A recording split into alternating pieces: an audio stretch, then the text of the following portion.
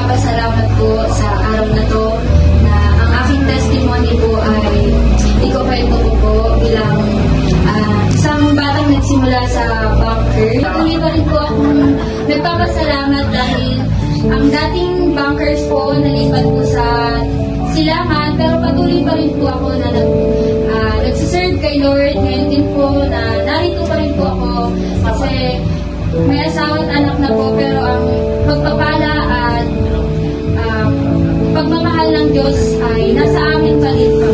Ayun po.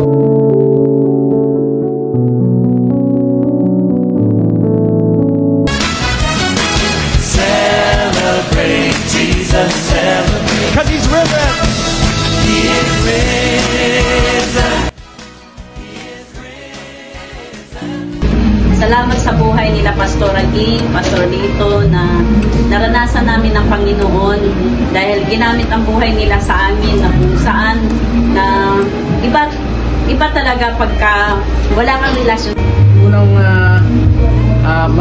makamtan mo man yung lahat ng karunungan sa mundong ito, kulang kasi sabi ng salita ng Panginoon na ang panimula ng karunungan ay yung malaman mo, yung marinig mo o mabasa mo ang salita ng Panginoon. Kasi makuha mo man yung kayamanan sa mundong ito pero hindi mo alam ang salita ng Panginoon na yun yung magiging gabay mo. At alam ko rin naman na patuloy na binabago pa rin kami kasi sabi ko nga, pagamat kami nakakapagsimba.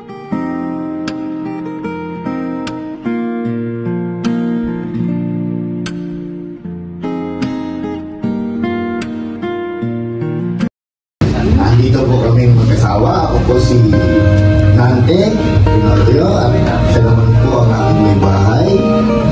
Ako si Ken Pinorio. Kami po ang the great sweet couple. Pasimula po tayo, balik po ako sa lumang panahon, Nueva 2002.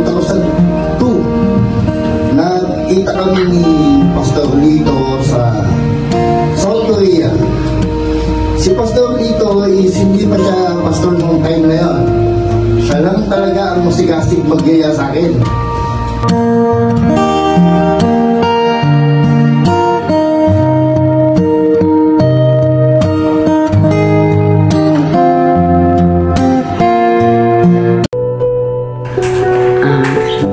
Nagpapasalamat po ako sa Panginoon dahil mula po nung nagkaisip po ako, yung mga magulang ko, pinalaki po kami ng magulang ko na maging malapit sa Panginoon Jesus dahil siya po ang nilalang ng lahat ng bagay dito sa atin at saka po yung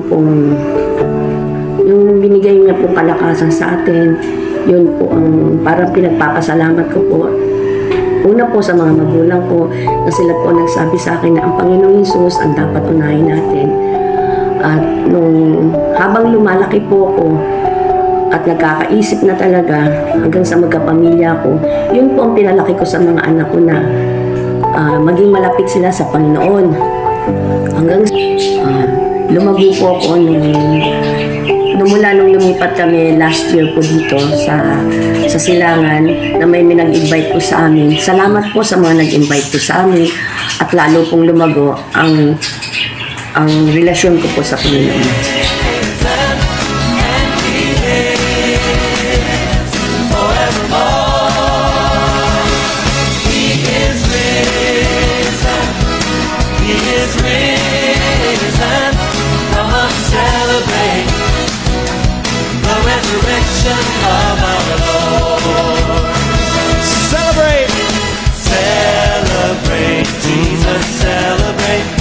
Simula pa kasi nung bata kami, tinuro na sa amin ng parents namin, maging mga lola namin. Kumbaga, nakasanayan na talaga namin magpasalamat sa Panginoon. Na-enhance lang yun simula nung nawali ako sa mga parents ko, sa lola ko.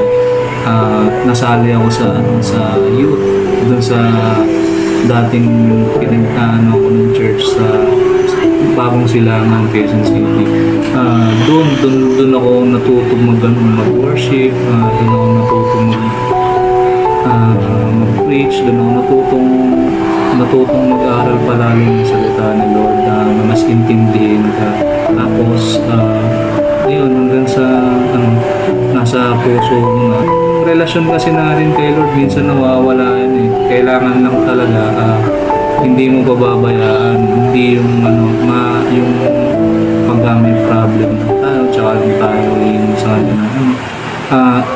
every time, every day, pagkagising mo, dapat magpapasalamat ka kasi buhay ka pa rin. Yun ang isa sa natutunan ko na minsan nagkakamali ako, minsan nakakalimot ako magdasal, mag-church, hanggang sa na minsan may time na nawawala ako, pero dumarating din talaga. Sa paglago naman, aminado ako na hindi pa ako masyadong ganun kalago, pero ginagawa ko lahat ng best ko para maka-follow up agad kay God. Kasi yun din ang sakit nating mga tao, minsan nakakalimot tayo. Oo, naamin ko mahirap sa akin, pero ito yung challenge na binibigay sa atin sa araw-araw. Kumbaga we just keep on faith na manampalataya talaga.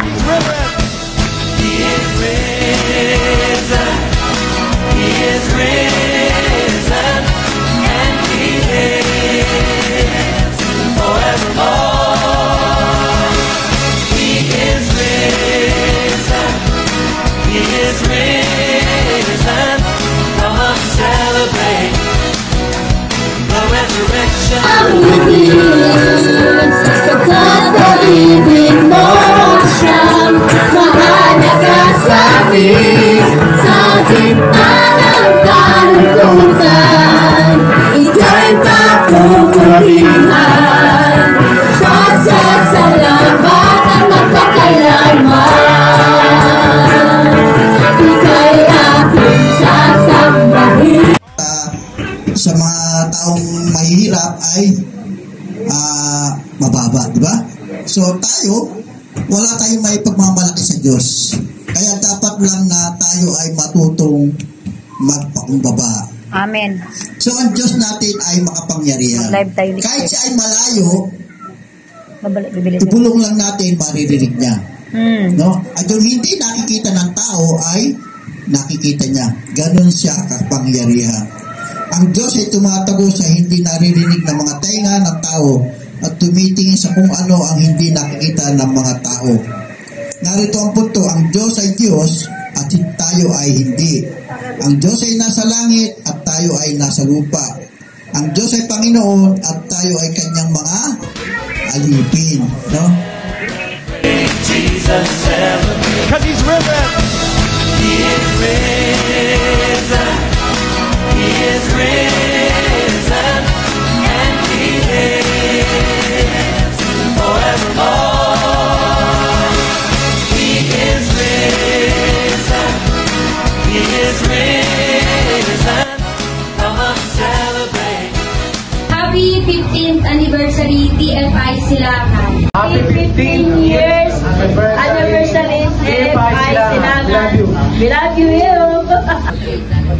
Happy 15th anniversary TFI Silangan. Happy 15th anniversary TFI Silangan. Happy 15th anniversary TFI Silangan.